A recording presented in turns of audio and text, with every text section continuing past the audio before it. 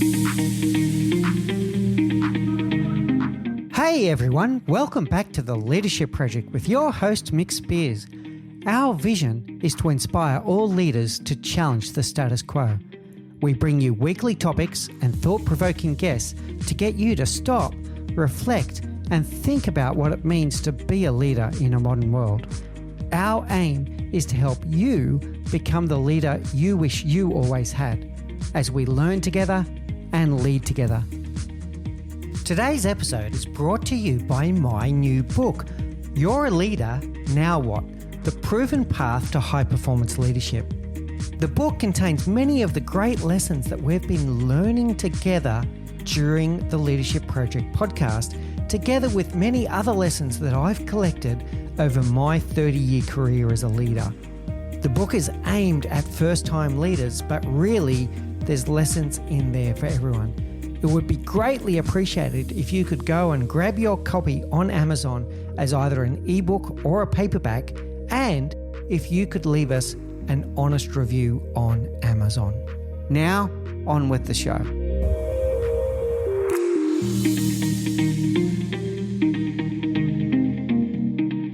Hey everyone, and welcome back to the Leadership Project. I'm greatly honoured today to be joined by Dr. Julie Pham. Julie is the CEO and founder of CuriosityBased, and she looks to foster curiosity in the world. And she's the author of a recently released book which really captured my attention called 7 Forms of Respect. And we're going to talk a lot about that book, but also a bit of Julie's amazing background and what led her to be the success that she is today. So without any further ado, Julie, please do say hello to our audience and give us a little bit more of that background and what led you to be with us on the Leadership Project today. Nick, thank you so much for inviting me to be on. I'm honored to be on the Leadership Project. Hello, audience. And just a little bit about my background. Let's see here. I was born in Vietnam. I came to the U.S. as a boat person with my parents. So my refugee identity is really important to me. I grew up in Seattle. My parents started a Vietnamese language newspaper. And then I went off to college. I studied history.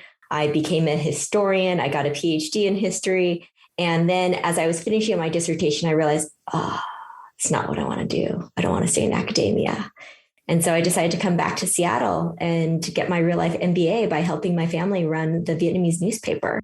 And then I had some other twists and turns, and I got my real life second PhD in organizational development, and ended up learning a lot about how to get curiosity to drive collaboration. And I started my own company in January 2021. So I left the best job I ever had as a nonprofit executive so I could start my own company. Well, congratulations on your success. And we'll come back to that word success again momentarily. I want to unpack a little bit of what you've just shared there, Julie. So first of all, that term real life MBA, what were the things that you learned in running that newspaper with your family?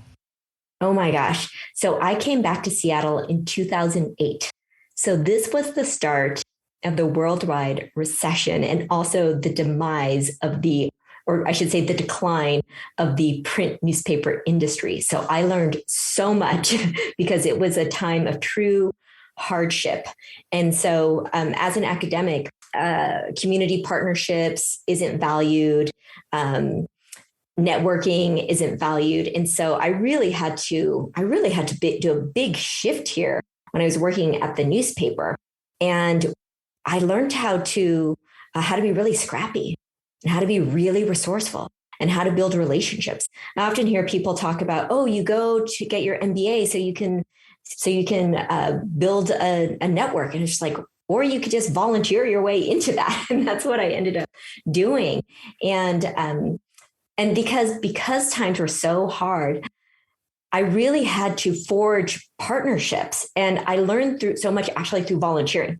So in academia, volunteering isn't valued. And once I moved back to Seattle, because of my bicultural background, people started pulling me in to volunteer roles. And I started volunteering on boards. And in a way, they were kind of my extra special classes, special subject classes to this real life MBA. And in the real life MBA, I had to sell, right? I mean, you have to sell, you have to hustle. I learned how to write a business plan by Googling it. My brother and I actually bought half the newspaper from our parents. We bought one edition, and we got a community development loan where my brother's car was our collateral. And we learned how to partner with a Hispanic newspaper distributor so we could quadruple the distribution area of our newspaper. And so I learned so much, just how to make the most of a hard situation. And I got to partner a lot with other ethnic media too, because that was, I think, one of the greatest things that happened during that time, because I started talking to other ethnic media owners. And it was just, are you struggling? I'm struggling. And so we started to partner together, and I actually ended up creating a coalition of ethnic media, and where we would learn how to do the business side together and also give each other leads and advertisers and really support each other. So I learned so much. Oh, absolutely brilliant, Julian. I've got to share a few things back to you there. The first thing I would say, and people that know me well know how much I believe in this, that experiential learning of learning by doing, it can be so much more impactful than anything you would have learned in a formal MBA. My apologies to all the MBAs out there that have been through the formal programs. They work too. But that experience that you went through, that's going to stick with you forever, the lessons that you learned. And the words that I heard, that you became resourceful, that you became scrappy, that you developed hustle. These are some of the things that we need to learn either as leaders or entrepreneurs to be able to be successful in what we do. And a big one was everything you said about relationships. And I'll play back to you that, academia can be a solo existence where you're buried in your dissertation and you're doing your deep work. But business is all about relationships. And it's about, our good friend David Noor talks about this much better than I ever can, but the economics of building those amazing relationships is really the secret there. And the final thing I love that you said was, you didn't use this word, but you're talking about community, that you rallied around other ethnic newspapers and media agencies and gathering people around you that are going through the same things you're going through so that you can share lessons with each other and feel like you belong to a group that has the same kind of challenges and situations that you're facing. What's your reflection there on the summary I'm getting there? Absolutely. Absolutely. Community. And that is one of my, during this time, I realized that since I wasn't going to go back to school to get an MBA, I'd already spent 8 years getting my PhD. And a mentor, and I realized I was going to learn through mentors. And so one mentor gave me this tip. He said, it's about compound interest. Relationships are like compound interest. What you invest now will pay off later. And those relationships that I built during that time, I'm still benefiting from. And also I learned that entrepreneurship is the essence of human creativity, because you have to build something and then people have to want to buy it and you've got to adjust and respond to the market. And that is the essence of human creativity. And I'll just share one last story about how I learned how to sell. Because I remember I was on the phone with this ad agency and they were asking all these questions using all these acronyms that I didn't know what they were. And it was quite painful. And I remember getting off the phone and just saying, I am bad at this right now, but I will be good in 2 years if I just keep trying. And I did. I got really good. And that's the thing, that MBAs are theoretical. You've got to sell in a business, though. There's some powerful words you just used there about mindset. So many people out there go, yeah, sales, I'm bad at that. Or writing, I'm bad at that. Or creativity, I'm bad at that. But you didn't use those words. You said sales, I'm bad at that right now, but I'm going to be good about it. And that's a huge element of your mindset that then leads you to that success. Yeah, wonderful reflection there. And Chandler Bolt of the Self-Publishing School has a similar thing, that whenever he says, yeah, I've not done this, he always adds yet at the end. Mm-hmm. So he'll say things like, oh, yeah, I haven't met Barack Obama yet. So he always adds the yet, and it becomes a future possibility instead of something that holds you back. So I like that, and a great way to get, for everyone in the audience that has limiting beliefs about what you're good at and what you're not good at, it's good to have that self-awareness. But listen to that mindset. I'm not good at sales right now, but I can be. And then off Julie goes and she becomes successful. Now, you and I have used the word success a lot in our previous chats. What does success mean to you? So, Mick, for a long time, that question of what does success look like, right? I hear people ask that question. And I remember it was a few years ago where a dear friend of mine asked me that. And this was when I still had a great job. And she was like, what does success look like? And for some reason, when she asked me at that time, I really stumbled. And I was kind of just reciting the mission statement. And I was just, why is it so hard for me to answer it this time? Because usually when people ask, what does success look like? And then the next question is, what do you need to do to get there? What activities do you need to do? And then as I thought about it more, I realized, we don't ask the question of what does success feel like? And if we ask that question, maybe we don't need to say, what do you need to do to feel that? Actually, the question I've developed is, what do you need to stop doing? What's preventing you from feeling that? And so then I realized that it's not that one question is more important than the other. It's actually putting them side by side and comparing them to see where's their alignment in those activities and the misalignment in the activities. And so as someone who's always really outcome focused and goal focused and metric, it was a shift for me to think about, how do I want to feel? And this was really important, actually, as I was making the very hard decision of, should I leave my great job and go out in the middle of the pandemic to start my own company? And what I realized I really wanted to feel was freedom. I wanted to feel freedom. And what I needed to stop doing was asking permission. Because as much as my job was great, I still had to ask permission for things. And so that got me to actually start asking that question for other people as well, and to get people to ask, hey, what does it look like? And then what does it feel like? And what's interesting is, for some people, it's really easy to come up with what it feels like, but hard to come up with what it looks like, and vice versa. And so then it is about that, about the alignment. And so now I actually have developed some modules around it. So I ask in terms of, what's your individual? How do you feel personally? And then also, how do you feel about it on your team? What does success look like for your team or from your organization from where you sit? And so, I just remember I have one girlfriend who's constantly talking about wanting to lose weight. And she has a weight goal in mind. And then once I asked her, well, what would it feel like to be that weight? How do you want to feel? And she's like, I want to feel confident. I want to feel sexy. I want to feel healthy. It's like, all right, well, what are you doing? What do you need to stop doing to feel those things? It's like, well, the constant dieting, the constant self-doubts. And then it's just, well, here to lose 20 pounds, you've got to go on this diet and that diet. And yet to feel healthy and confident, diets can actually take that away. And so it really is about looking at the activities that you think you need to do to be successful, and yet also the activities that are stopping you from feeling successful. And I'll give you an example in terms of how it could work on a team setting.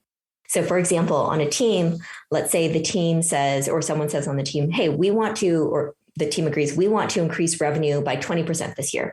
And what we need to do is have a lot more discipline around our customer relationship management tool. Right. And maybe that means the manager needs to be checking more regularly. The sales manager needs to be checking more regularly. And then the team says, we really want to feel empowered. What's going to stop us from feeling empowered? Being micromanaged. And so then you look at, well, we just said that the activity to get to 20% increase in revenue is to check and monitor our CRM. And the thing that is going to prevent us from feeling the way we want to feel is micromanagement. So then can we change the activity that's going to help us get to 20% increase in revenue? Because these are not aligned. And so it's about checking for alignment and misalignment. And also realizing we don't need to create just a huge to-do list. Sometimes we also need to have a to-don't list. And that's comparing that to-do and the to-don't to see that, check for that alignment. I love this on every possible level, Julie, and I want to play some of it back to you now. So asking these questions side by side to look for congruence and alignment. So what does success look like, but what does it feel like?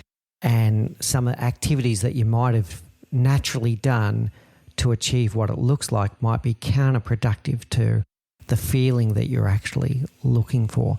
Whereas the golden source or the secret source is going to be in some kind of needle moving activity that progresses on both what does success look like and what does success feel like. And if it's in alignment, in congruence, you're going to be ticking both boxes at the same time. I just love that. Then I also love that you took what I would call a second and third look at it. You didn't just go, what does Julie think success looks like and feels like? You started to think about, well, what does success look like and what does success feel like for the team? And you're taking this kind of multiple perspectives. And the storytelling of the example of the woman wanting to lose 20 pounds, yeah, a perfect example, counterproductive. And the team example, the micromanagement. Your actions may be well intended and heading towards one goal, but they're counterproductive to another goal that's equally important. How's my summary there, Julie? Yes. And then one thing I'd like to add is we often talk about culture and people put in, oh, we want to feel this, this, and this. And they don't think about how it aligns to the activities. And so this really keeps us in check. And so when I do this with teams, it's kind of pre-strategic planning. And so it's just, look, this is the brainstorm. I just surfaced a bunch of stuff for you. So now I want you to now keep that in mind as you plan your goals for next year. And what's interesting is when you think about what it feels like, that is actually much longer term than what it looks like. Because sometimes we say, do you want to talk about 6 months or a year or 2 years or 5 years or whatever that is? And typically people want to feel a certain way that's just the way they want to feel. And so it's just that reminder of, as much as the work is important and to get to outcomes is important, it's also important for us to feel a certain way as we are doing this work together. And just one last thing, when I've done this, because I do this exercise for my team too. We'll do this every 6 months or so just to keep us in check. It's really fascinating to see what people's concerns are. Because it's what does success look like for the team from where you sit? And so I remember one person said that we will get so busy. How do we stay connected? And so the thing to prevent is taking on so much work that we don't make time for connection. Yeah. So another good example of making the effort to look for the alignment. What are the things that will move the needle for both of those questions? I really like this, Julie. And then the other thing I don't want to skip out on is your powerful words about what are you going to stop doing? And here's a challenge for everyone in the audience. Have a look around you right now, around your desk, and have a look for your to-do list. Now, I'm going to say that most of you can find it, but how many of you have a to-don't list that Julie was talking about? I'm going to develop one now, by the way. I think this is a wonderful thing. I do often talk about what are you going to stop doing, or what are you going to say no to so that you can say yes to something else, right? So I do think about this a lot, but I love this concept of a to-don't list. Brilliant, Julie. Now I'm going to go out on a limb here. We'll see how this works. You and I are both recently published authors, and I want to talk about your author career now, one aspect of the many facets of Dr. Julie Pham. I'm going to ask you 2 questions, and you know what they are now, right?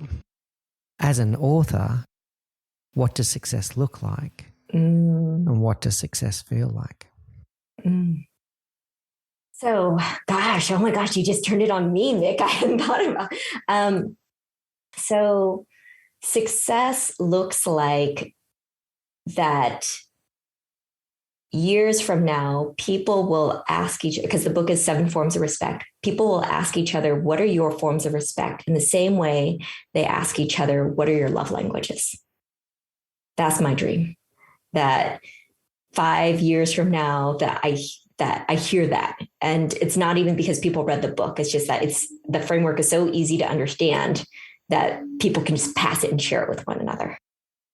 And what does it feel like is it feels like acknowledgement. It feels like I'm heard, that these words, yes, that's what it feels like. And now it's like, what do I need to do that will stop, that would prevent me from feeling that?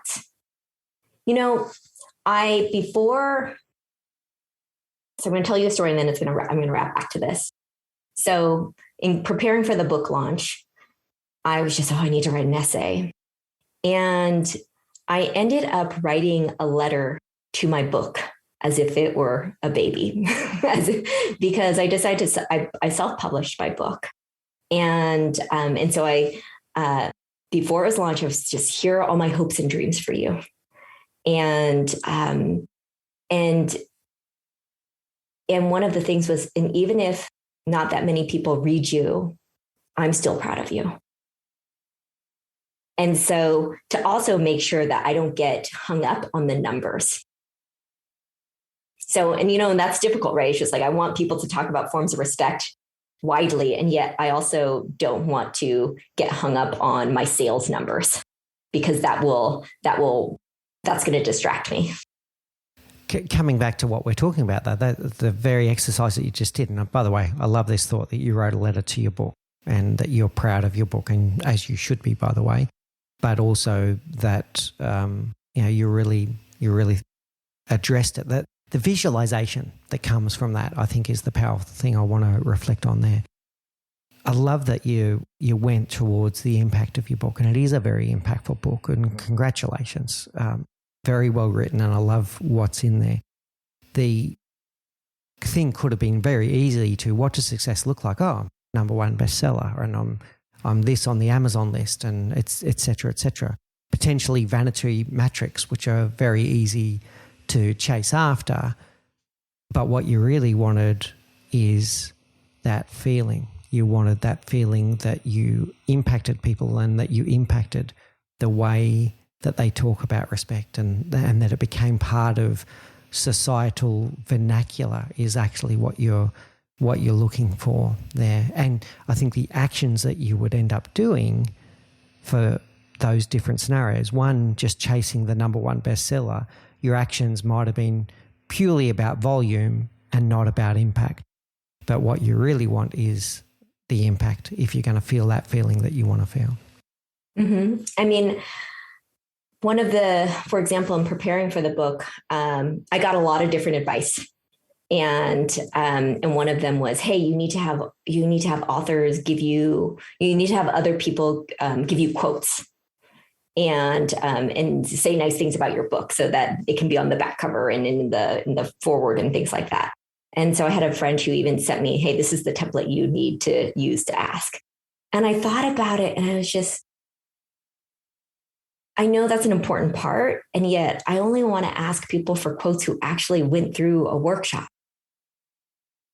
Not just people who read an early copy of the book, but who actually went through a workshop and felt a transformation, even if they don't have this big title, and that's okay.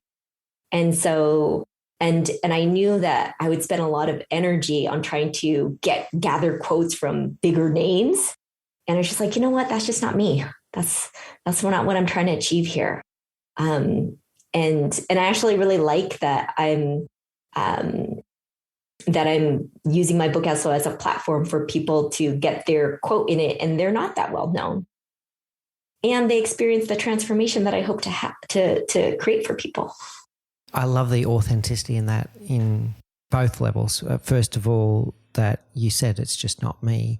And then secondly, that you want it to come forward in your work to stand on its own 2 feet because of the quality of its work, right? So Yeah, really well done. I want to take a step backwards now and talk a little bit about curiosity-based, and then we'll work back to the book.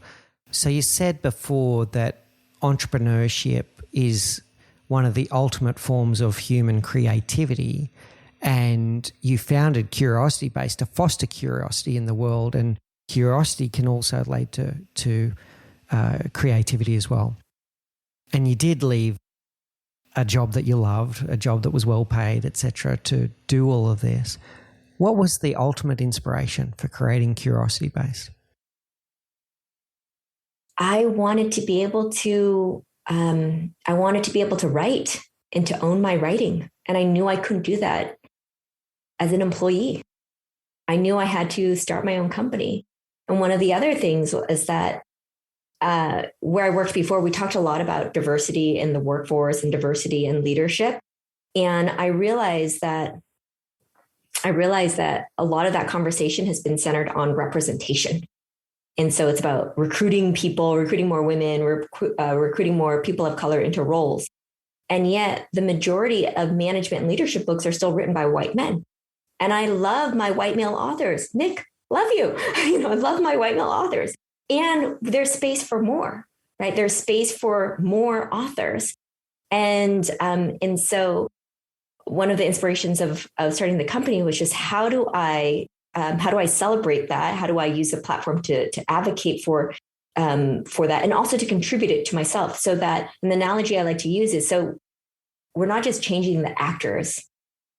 We are also increasing the pool of screenwriters, of playwrights, because otherwise we've got actors who are reading the same scripts. And so that was an inspiration for starting the company too. That was just, we need to enlarge the diversity of those who are writing the leadership narratives. And then also with Curiosity I was working with a particular industry, with the tech industry, and I realized that my work could have so much more impact across different industries. And I just saw how Curiosity, I created this cross-sector collaboration fellowship. And at the end of 6 months, there would be the fellows who had a really good experience and the fellows who just didn't. They were grumpy. They were just, we didn't accomplish as much as I thought. And I was just like, what's the difference? And after 3 cohorts, I identified it as curiosity, because those who were curious just found like, I'm just learning stuff. This is great. They could have the same experience, but have a different reaction.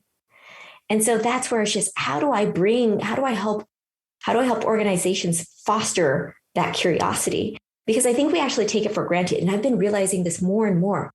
I had a humbling experience recently where it's like, wow, I've been taking curiosity for granted. It is actually a privilege.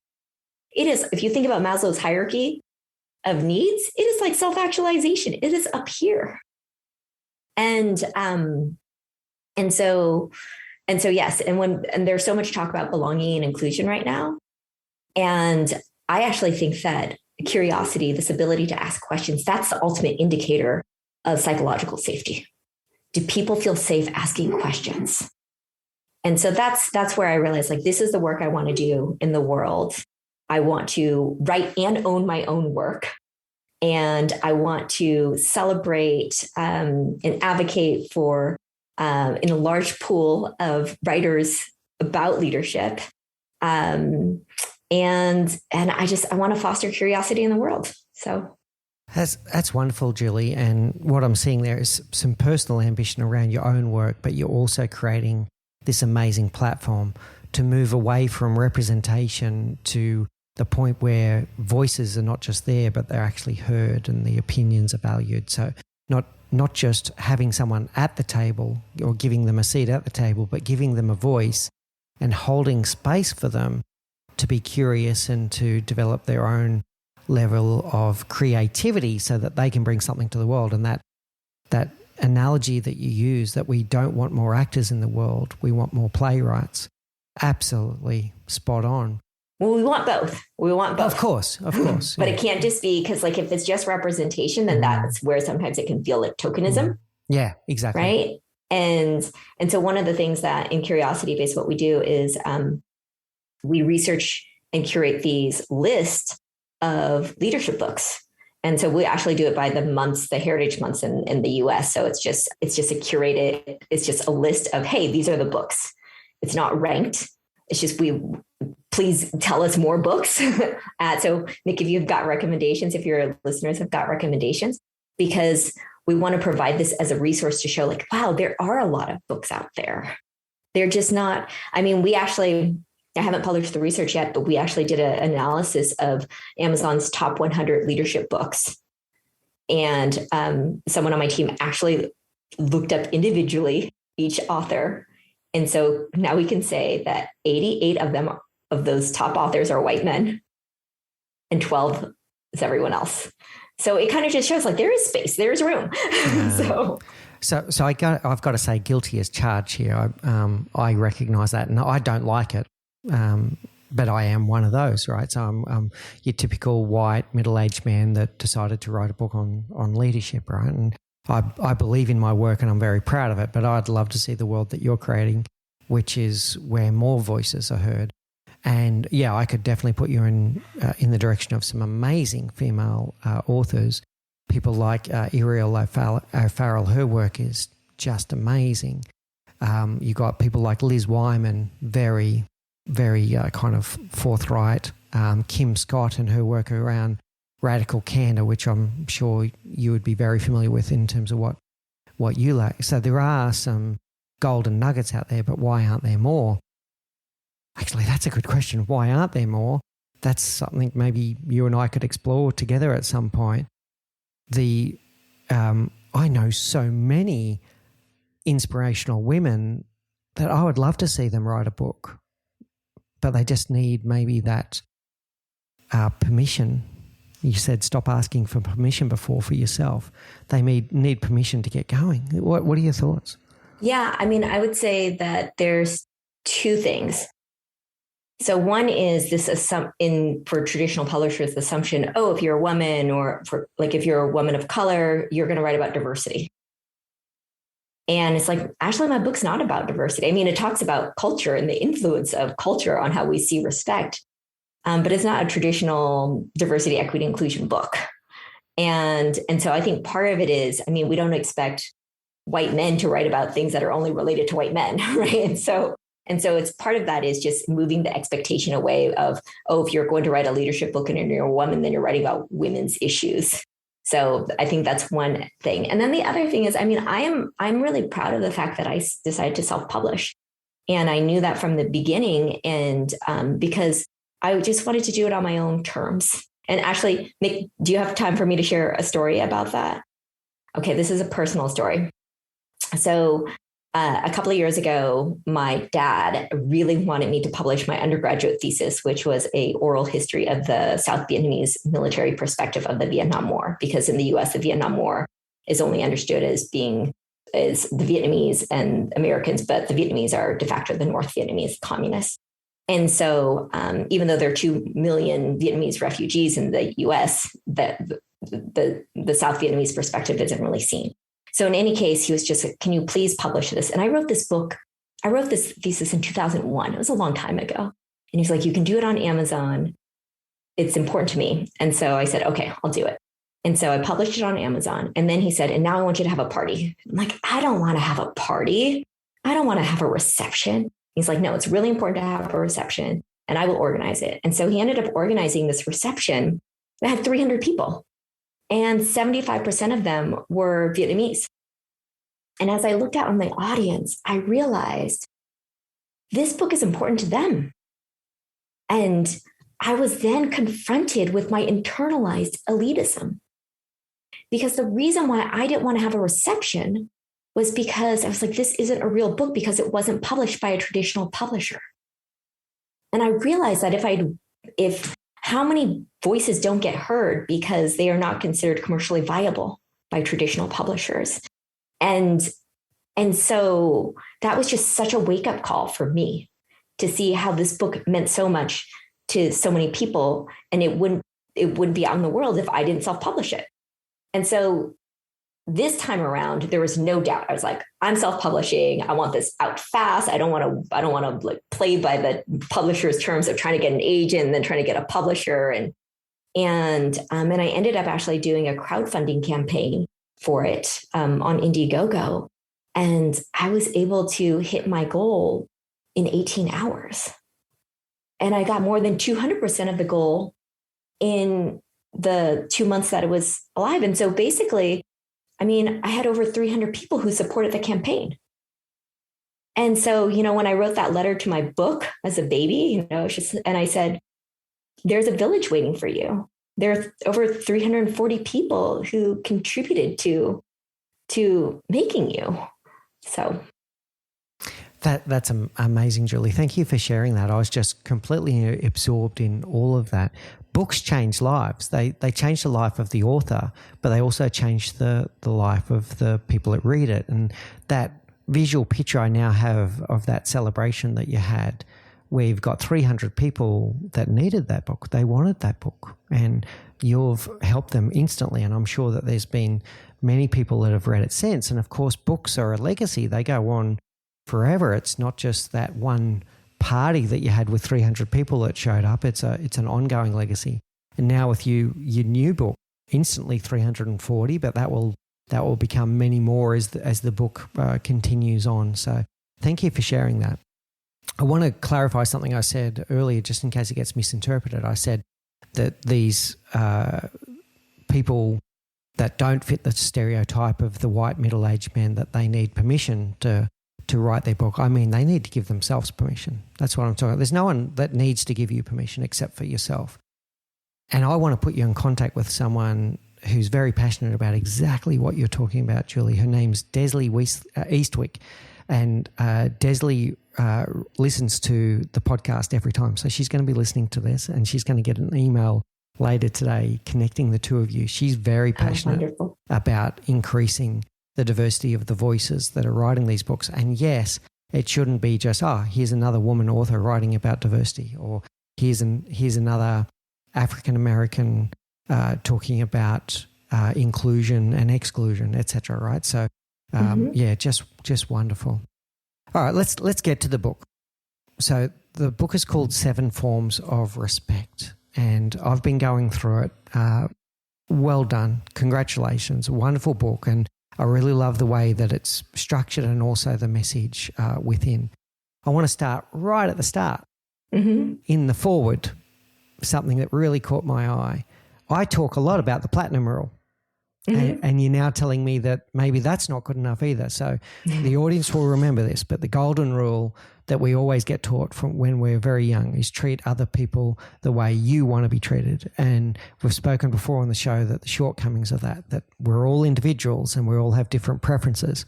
So I talk to people about the platinum rule, which is treat other people the way they want to be treated, taking the time to ask them, how do you like to be rewarded? How do you like to receive feedback? How do you like to be managed? Whatever the case may be. And you're now telling me that that's also limited, and you talk about the rubber band rule. Tell us what the rubber band rule is, Julie. Okay. So I just want to say the golden rule and the platinum rule is just, they're not always right. Sometimes they're right. They're just not always right. And so the rubber band rule reflects how we intuitively express respect, which is that we're flexible. We actually stretch. We can, when we know people want to be treated in a certain way, we may stretch for them, and we might be more willing to stretch for some people than for others. And for sometimes we're like, I'm not willing to stretch. And then there are the times where it's just, okay, I know this is important to do, and I'm stretching. I feel really uncomfortable though. I don't like this. And sometimes people will stretch so much to the point of absolute discomfort that they will snap and break. And so the rubber band rule is actually more about self-awareness. It's understanding what are my internal breaking points. And that could be different for each person. What are those things that if I keep giving respect in this way or condoning respect in this way that I don't care about, that doesn't matter to me, that I will actually snap and break. So it kind of recognizes that, I mean, because when we talk about how do you treat people, I mean, really what we say is it depends, right? It depends. And then because So with the 7 forms of respect, we outlined identified there are 7 different forms that you may prioritize and like, or you may not. And then there are 3 dimensions through which we see respect. And there's hierarchy. That's the first one. There's direction, which is, are you giving the respect or getting the respect? And then the third one is what matters to you, like what truly matters to you, not what should matter to you, but what do you care about so much that you would do even if it doesn't matter to the other person? And so those actually can help people understand how respect is relative, it is subjective, and it's contradictory. And that's the other thing that if with the golden rule and with the platinum rule, it's like, if I'm not doing this, then I'm being disrespectful, or I'm being hypocritical. So with the golden rule, for example, if I'm not giving someone what I would myself would want, then I feel, am I being hypocritical right now? And it's just, the thing is, we're just contradictory. That's what humans are, right? There are sometimes we treat, and this is where I think power dynamics comes into play a lot. So I'll give you an example. Let's think about acknowledgement. This is compliments and gratitude and praise. So I am more likely to want to get compliments from someone who has more power than me than someone who has less power than me. Because coming from someone who has less power than me, especially if they're, say, someone who reports to me, it might feel like they're ingratiating themselves. And it's not that I never want any compliments, but it's just, maybe I want more compliments from someone who has more compliments more frequently from someone who has more power than me than someone who has less power than me. Here's another example. I'm going to have to be late to a meeting. So I'm in a meeting with my boss. Am I going to stay and this meeting is running over? And I have a meeting with my peer or with someone who reports to me, someone who has less power than me. I have to make a decision. Am I going to stay longer with my boss, or am I going to end that meeting on time so I can be on time to the other meeting I have? Because we have to make decisions all the time. That's the thing. It's like we have to prioritize. So it's not as easy as just saying, do this and always do this. It's like, it's actually trying to understand. What I try to do is help people understand there's dynamics to respect. It's actually quite, it's complex and nuanced, and people will want different things. Here's another example I share in the book, actually. There's a woman who, at the top of her organization, and she remembers when she was early in her career, people who were senior to her were always late to her meetings. And so now she's like, I won't be late to the meetings with people who have less power than me, because those who are my peers will understand if I'm late. And so, and it's more of, what I want to do in the book is to help people identify what are the forms of respect they care about, and then to ask the question of why. What's the story behind it? Because we can have similar experiences and have different reactions. And I'm going to remember your story, not just what you care about. I'll remember the why you care about it. Yeah, really good, Julie. I want to unpack that a little bit and then respectfully challenge something and see where that takes us. So I like this, it depends. Human beings are erratic. I'll come back to that point in a moment. So it depends. I like that a lot. And the flexibility, how much are you going to stretch, might change from one day to the next, one person to the next, et cetera, et cetera. And I'll come back to that as well. The bit I want to challenge quickly is that word power. Rather than getting compliments from someone that's got more power than you or less power, or that respect of who am I going to be late for the meeting with? Is it that power dynamics? And I don't want to ignore that, because the power dynamics exist and it's naive to ignore it, right? So I'm accepting that. What I'm wondering is, what if we pivoted that to what is going to serve me and what is going to serve others best, right? So in that situation where you're thinking about, okay, I need to make a choice here. Am I going to stay at this meeting and be late for this meeting, or vice versa? Am I going to cut and run and make sure I'm on time for my next meeting, etc.?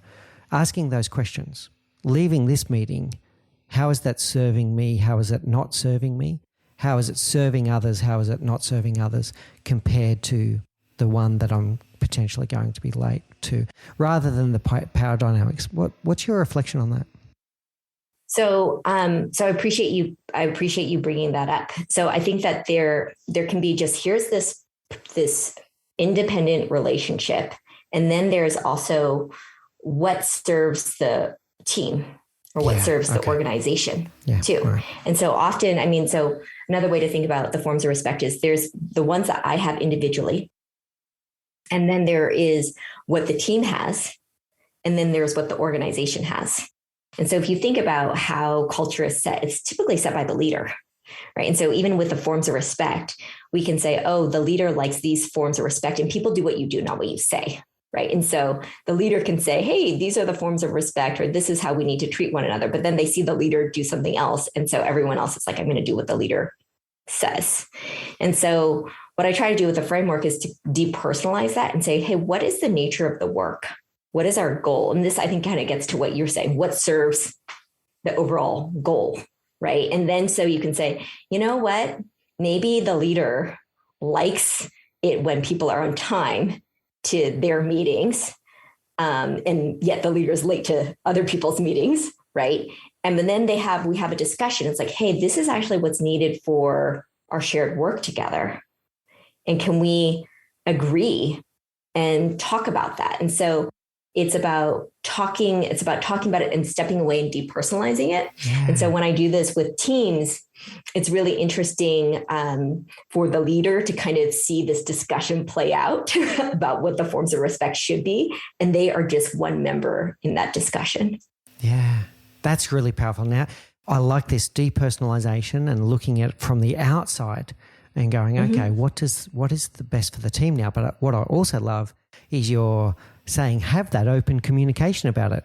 Don't just make a decision, okay, I'm going to behave in this way, but talk to your team about it and say, well, I prioritize this for this reason, or I did this for this reason, and share some of that why, and then bring them into a co-creation space where they might even challenge that why and say, yeah, boss, we kind of agree, but have you thought of this? And giving them that psychological safety that they can be part of that conversation instead of you just making your own decisions about the prioritization of that. Yeah. And even in the individual case, it's like two of them could just say, hey, I don't actually need you to next time. Oh, I didn't know you were going to be late to that meeting. Next time, just let me know that we're running over. Yeah, it could be. Right. And it's just about having that conversation. And yet, because we don't talk about it, we're constantly trying to guess. Right. We're constantly trying to guess. Then that's where it's just like, well, and we all have kind of our default rules and our default explanations. And so it's really just trying to get people to understand, oh, there's another way of seeing this. And how do I have a conversation about this? And another analogy I'll use, Ashley, I talked about the organizations and then the teams. So I think of the forms of respect for an organization is the national language. And then for the different departments or teams, they could be regional dialects. So you think about, hey, maybe the finance team really cares about procedure, and the marketing team really cares about acknowledgement. And overall, the leader says, hey, we care about acknowledgement and attention. These are the ones that we really care about. And so the people who are going to be successful in an org are actually those who can move and adapt. And that's really what the point is. It's just to be able to adapt to be able to adapt to other people's needs. And at the same time, realizing I have needs too. And you use the word dynamically before, and come back to that rubber band rule. We are complex. Human beings are complex, and we are erratic. And coming back to the platinum rule, the two shortcomings of the platinum rule, even though I will still tell people that it should be something that's in your arsenal, is when people either don't tell you that what it is that they like, and so they might not be forthcoming with being able to communicate with clarity about their preferences. And The second one is that what works for them today might not work with the same person tomorrow for all kinds of factors of reasons, from emotions to something that might be going on in their home life or whatever. So what I'm liking about the rubber band rule is you brought up that self-awareness of yourself. You know, how far am I going to stretch in different situations? But that dynamic element of treating someone and learning all the time. There was an element of self-reflection in there. Oh, I tried this with this person and it really worked. And you're learning every day, learning your craft. So I have I respect myself on learning something new every day.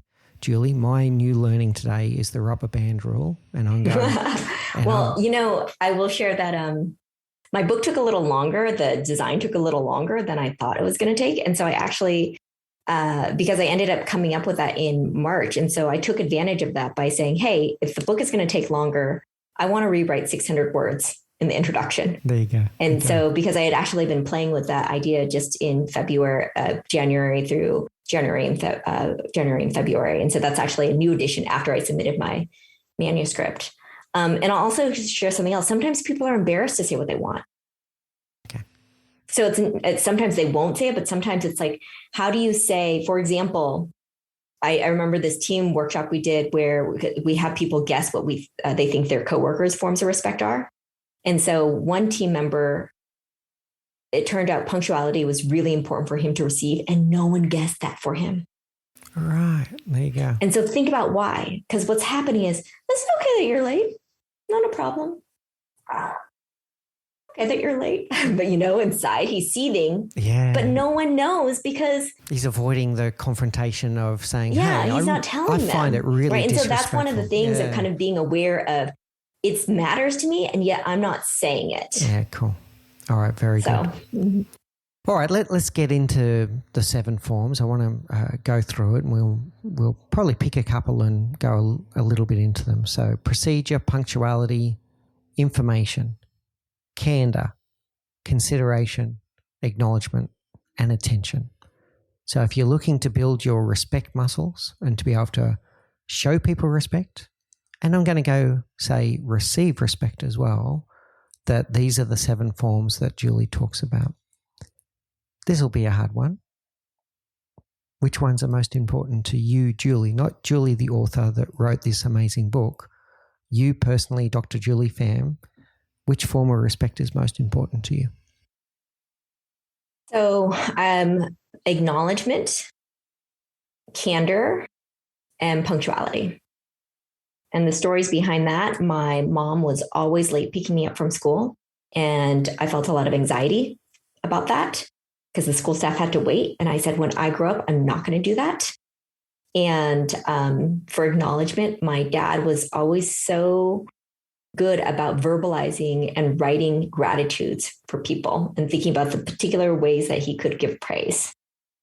And then for candor, I had a professor in college who would just say, your writing is like vomit. This is what you need to do to improve it. And it was conditioned that I should just expect constructive feedback. And actually it's gotten to the point where if I don't get it, I feel people aren't being open with me. And so you can have these experiences where you are modeling it or you're reacting in opposition to it. And so those are the 3 that really matter to me. I'm kind of, when I'm embarrassed by it's attention, because I actually like to get it, but I'm not as good about giving it. So I'm actually much better about giving it in my personal life than I am in my work life. All right, very good. Let's go into candor a little bit more, because the example that you brought up, your writing is like vomit, which it clearly isn't, by the way. Your writing is exceptional. When we talk about candor, when does it become a point where someone's just crossed the line and gone, no, that's just mean? So being open and clear in feedback is great. But when is it just being, no, you're using a license for candor to actually be a jerk? Mm-hmm. Well, I think that the idea of a line is really hard because that's relative too, right? Because they might just be, I don't know. And so then the conversation is, hey, you just said this to me, and can you tell me more about why you said it? or I want to understand that more. And that's one of the things that I actually just encourage in all of the work and in this book is to come back with a question. So I think we usually that structure of giving feedback is, hey, this is how I feel. And then the other person has to kind of they hear how you feel and they have to deal with your feelings. And so what I encourage people to do is, this is how I feel. And then to ask a question about that. I mean, I'm just thinking about a recent example where I had to say, hey, you said this in the middle of a workshop, and I want to understand why you did that during the workshop and you didn't tell me privately. So yes, in terms of your question, like, can people cross a line? It depends on if they're doing it on purpose or not, and you don't know until you ask.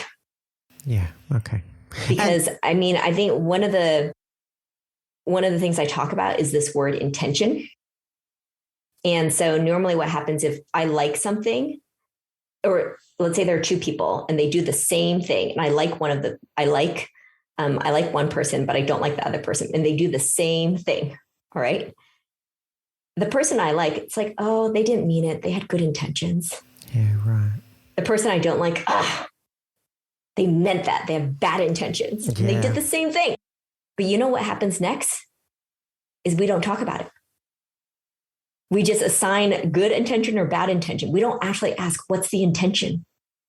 There's assumptions again. This word assumptions, it's so dangerous, right? I had an example over the weekend actually where I didn't test an assumption with my executive assistant. So Rika also listens to this show, so she's now going to hear this story live on air. But there were 3 or 4 assumptions that I made over the weekend that I ended up offending her, and I didn't mean to, but that's not the point. The fact that I didn't mean to is irrespective. I didn't test an assumption and I ended up offending her. And the lesson learnt there is I should have tested those assumptions. And the assumptions that you're talking about here is you're assuming someone's intent. Mm-hmm. So you only said that in the workshop because you blah, blah, blah, blah. Or that person, it's okay, they didn't really mean it that way, because once again, some level of bias is kicking in there, and one person you gave a lot of leeway and the other person you instantly jumped to an assumption that they had ill intent or something like that. How do we test these assumptions, Julie? Well, so I have with assumptions, I know a lot of people think, we have to not have assumptions. My approach to assumptions is, let's get curious about them. Let's ask, because assumptions are they're fascinating because they're this lens through which we see the world, and assumptions are personal. They're deeply personal. And so just by sharing what our assumptions are, we can actually learn so much about ourselves and about one another. And so that's why it's just, when I ask people, where did your idea of respect come from? They usually, or I'll ask, what do you care about this? And then why? And then they'll say, because it's the right thing to do. And it's like, okay, but why? Because that's what I was taught. Okay, well, tell me more, right? And so then it's kind of digging, and usually people don't even think about how they thought about how they came to think something is respectful or not. And we are walking around with all these assumptions. And I actually think that because we talk about assumptions in a very shameful way, we don't get to learn from them. And so we're actually missing an opportunity to learn from our assumptions, which is why it's like, I'm recognizing that I'm angry here, and I think that person meant to sabotage me. But before I say that assumption out loud, maybe I'll just say, like, hey, you said that during the workshop. Why did you choose that time? Right. And just, I'm like recognizing I'm angry. But before I voice my assumption, I'm just going to ask a question. What I love here is you're actually unpacking both sides of the story there, Julie. You're building self-awareness, all right? So you're not just going, okay, I'm going to test that assumption with that person. You're also self-reflecting and going, hang on a second, where did that assumption come from? Where did that assumption come from? And where did that emotion come from? Why this emotion, and why this emotion now? What was the trigger, and what is it telling about me? Yes, go ahead and test the assumption with the other person And you can usually nip it in the bud and find out that either your assumption was correct and they really did have it in for you sometimes, or you find out that your assumption was askew and that there was something else that they had on their mind, but you learnt something about yourself along the way. Why did I jump to that conclusion? That's really powerful, Julie. I like that a lot. And that's a deep form of emotional intelligence. And emotions are telling us something. They're information. When you feel an emotion, if it's a positive emotion, you're getting rewarded for some kind of behavior that there is a need that has been met, and your body is telling you, hey, do that again sometime. That was good. I like that. And a negative emotion is telling you about an unmet need. But once again, it's information. It's telling you something. Hey, I need something here. And it could be some of these forms of respect, by the way. It could be, I need some acknowledgement right now, or I need some attention. Yeah, really good, Julie. I love that self-awareness. Nick, can I share a story about please. An assumption? So years ago, this is when I was transitioning from, I was trying to find a job and leave the newspaper so I could actually make some money. And this is after working at the newspaper for 3 years. And I was doing tons of informational interviews. And I was talking to someone who was a marketing manager at a very large tech company. And I told her all the things that I was able to do at the newspaper, all the successes and achievements. And then she said, do you mind if I ask you if you have a college degree? And I said, yes, I have a PhD. And I got off that phone. I was livid. I was so pissed. I was like, I can't believe she thinks I don't have a college degree. And it's because she looks down on people who work in family businesses. And I had all of these. I was so angry about the assumption that I felt that she had made about me. In fact, I talked about that for years in public spaces. And then as I was working on a series of essays about assumptions a few years ago, and I shared this, someone actually asked me, why were you so upset? And you know what I had to admit was like, I have assumptions about people who don't have college degrees. And I was like, isn't it obvious that I'm educated? Even though I actually have lots of friends who don't have college degrees. I had an assumption too. Yeah, there you go. It was telling you something about yourself. And it's like that through that conversation of like, there's so many layers there. And oftentimes when assumptions are made about us, we feel like we're the victim. And yet actually we make assumptions about other people. All the time. Yeah. Very good. Thank you for sharing that so openly and transparently as well. I love that story and something for us all to think about there. Let's do really rapid fire because we've gone into some depth around candor and we've spoken about the assumptions around it, etc. So you said that your favorites are punctuality, candor, and acknowledgement. Let's just go punchy stuff, procedure. Mm-hmm. So one form of respect is procedure. Tell us what that means. Yes, this is about following rules. This is about following instructions. Yeah. Like preparing for a meeting as you were asked to prepare for it. Right. And for some people, that is really important. For others, it's less important. They're more flexible and they like a kind of off-the-cuff kind of approach. All right, very good. Punctuality is clear. Information. Why is information a form of respect? So this is about access to data and intelligence. So what it looks like in the workplace is I'm going to copy you on emails, even though you don't need to be on that email. I'm going to invite you to meetings that you don't need to be at. I'm going to give you access to information. And for some people, they love that. And for other people, it's like, I only want information on a need to know basis. So for me, for example, this is a low priority for me. If I had my choice, I would only give information on a need to know basis. And yet my team is like, we want information. Yeah. And so I actually have to flex for the greater good of the team. Yeah, good. So I'm going to come back to rubber band rule here and go understanding what the other person and what the situation needs in terms of how openly you're going to share, how widely you're going to share. Is it broadcast? Is it narrow? All of those things. Mm-hmm. I'm going to add my own flavor onto this and say to go well beyond the years of when I started work where people would use things like, knowledge is power, and use it, hold it and, use it appropriately at the right times. Hopefully those days are gone and realize that information sharing is generally a good thing. The other one that I often see people falling into a trap of here that is disrespectful is when information is not shared trying to protect the other person. Oh, you don't need to worry about this. That's actually very condescending, right? So not being open and transparent about the real situation and keeping it from them because you don't want to hurt them or you don't want them to worry, that's actually a form of disrespect. What are your thoughts on that, Julie? So that one actually goes into consideration. Okay. With consideration, it's acting, it's anticipating what someone wants and needs and interacting with them based on that. So it's just like, I'm thinking that this person, I want to protect this person. And so I'm not going to give them this information. And the thing is, and this kind of goes back to it's relative because some people like it and some people don't. And so, for you just like, I want that information. And for someone else, just like, I don't want to know. I want the decision to be made. I don't need to know all of the stuff. I just want to know when a decision really good. Has been made. Because sometimes also for some people, it's like, why are you giving me this information if I actually have no decision-making power in it? Yeah. So once again, you're taking that time. Or sometimes people use information I gave you access to information. So I told you. And so actually there can be the overwhelm of information, which can sometimes people feel like you're absolving yourself. The leadership is absolving themselves of responsibility by saying that they gave people information, but there's no way you can process all of that information. So I just share this as there's always I really think a flip side to both.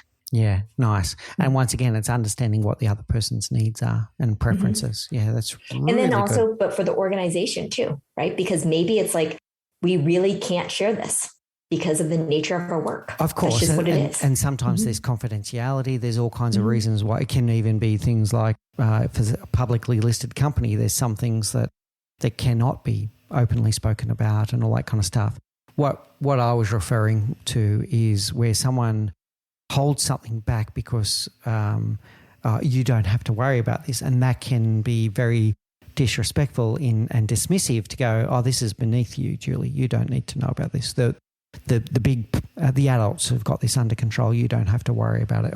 That's what I meant is when it's dismissive. But I really like what you said. Get to understand what kind of information do these people need and crave and want, not just make a decision on their behalf. Really good. All right, final one, attention. Tell us about attention. That's just listening attentively.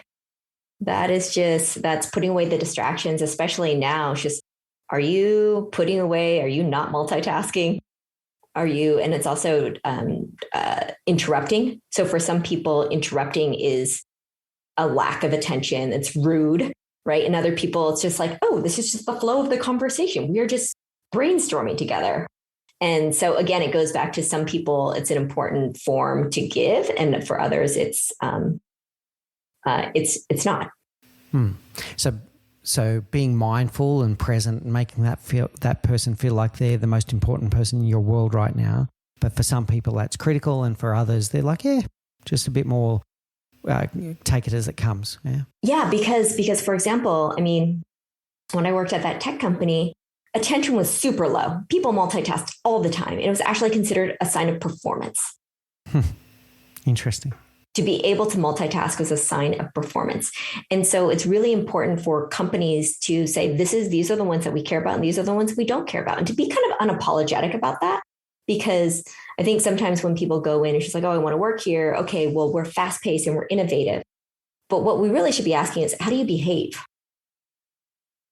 How do you behave with one another? Because maybe for some people, like, phew, I don't have to, like, I do multitask and I'm going to feel okay being in a place where it's okay to multitask versus, oh my gosh, this is not going to work for me then. I'm going to constantly feel like they don't care about me. And they do care.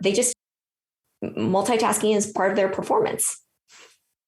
And so again, it goes back to, one of the misconceptions about the forms of respect that I always have to clarify is it's not about getting all 7. And the more that you prefer doesn't mean the more respectful you are. It's actually about understanding and being able to explain why you care about what you care about. Wonderful. This is really good. And I've been sitting here trying to pick which one would be most important to me, Julie. This might be it. It might be attention. Oh, I fit into that camp. Absolutely.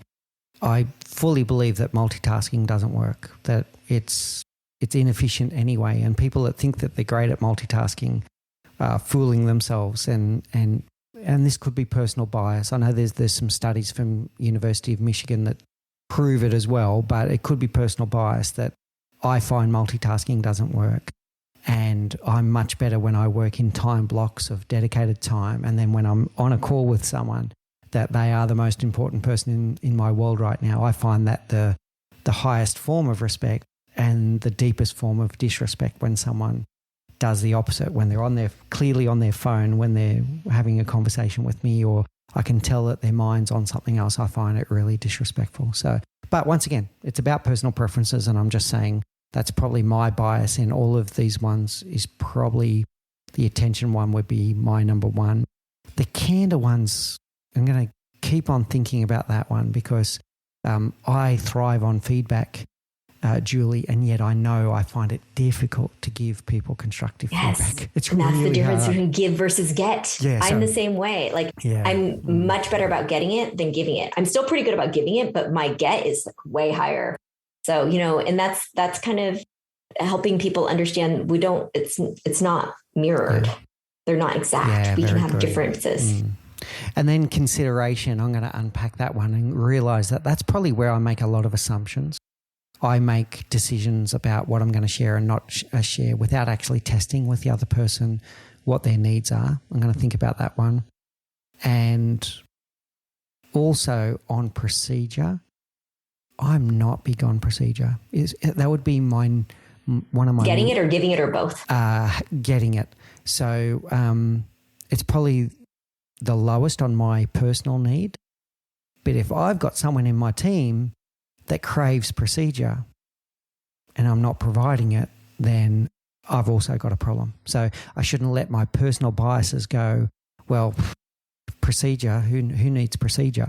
Well, actually, some people love it. And just because I don't, that doesn't mean that others don't crave it. So thank you for the free coaching session today, Julie. You've given me so much to think about, and people on the Leadership Project team that are listening to this podcast. By the time this goes to air, we would have sat down together and gone through all 7 forms and had this conversation, by the way. Yes, go to the For Your Team part of the book. Oh, okay. We have exercises for your team. Brilliant. All right. Thank you so much, Julie. That wraps us up now. What we'll do is we'll go to our rapid fire round. These are the same 4 questions that we ask all of our guests. So you've got a very interesting background, so I'm dying to know the answer to this.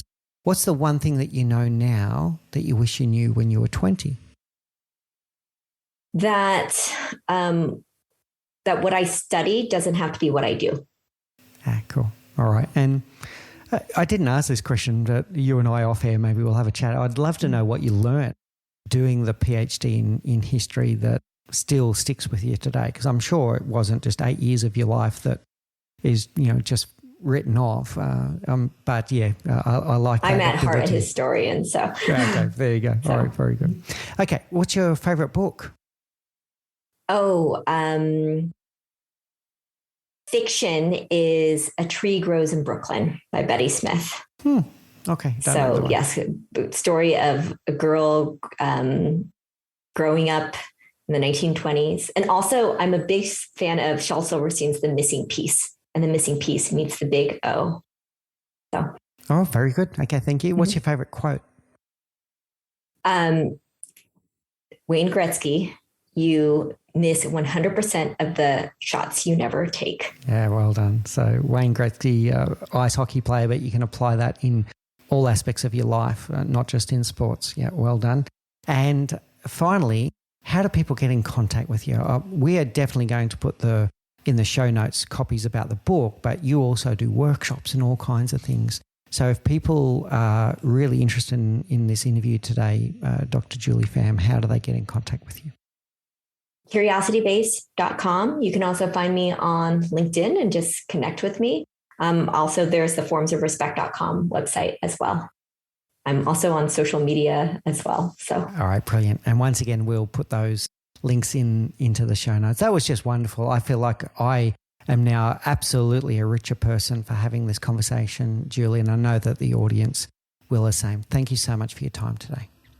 Thank you so much. I feel the attention and your deep listening, and it makes me feel connected to you, even though we are a sea apart. So.